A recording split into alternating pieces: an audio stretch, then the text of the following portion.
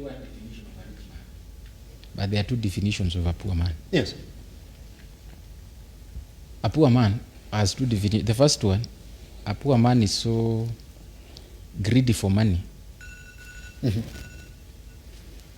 To the extent that they may have money. Yes.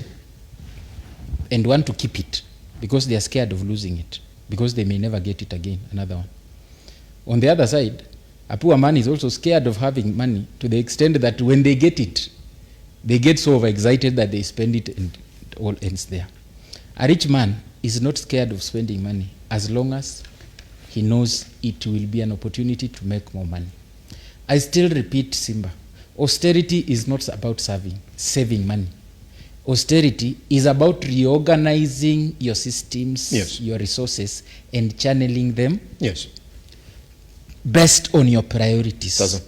Reorganization and rechanneling is a process that comes at a cost, including, yes, and not limited to those unpopular meetings we are talking about. Yes. Like I said, and I'll come back to your institution, where there is an option for an online meeting, but the management of this institution may deem it fit for us to have a conversation. Simba, you can write a letter, you can write a text, but we know the impact and effect of physical meetings. And that's why leaders must come together and have conversations. That's why someone has to travel from the US to Kenya for a bilateral engagement that yes, we could have had on phone. Yes. So it's part of us. So let's not make it look like when the government does it, it's different. We spend in the process. We cannot grow our economy without socializing. That's why it's socio-economic. We must socialize. Socialization is about coming together in different forms and forums based on the circumstances and the needs in order to engage in a manner that ensures that we come up with something, yes, that is prosperous to our yes, nation. Or So I still come back to... The 290 didn't speak. That physically, if you're going to talk to them, and they will tell you exactly what they were feeling in their various ministries, parastatals, you would take the entire day. Same day, the president was somewhere else. I still, you know, it's the same, Simba.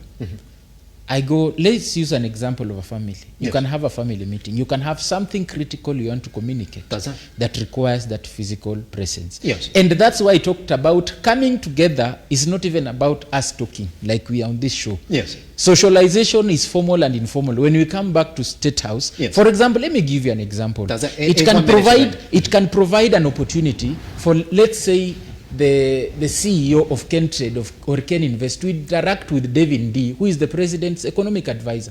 This forum is not basically just with the president. If you look at that, you will see the president's advisors, other PSS and CSS. Through those forums, you may not get an appointment with the CS for Treasury or the PS or the president's economic advisor due to other engagements. Yes. But when these forums are created, these are opportunities for networking so that there is something we can engage, what is called you might attend on the sidelines.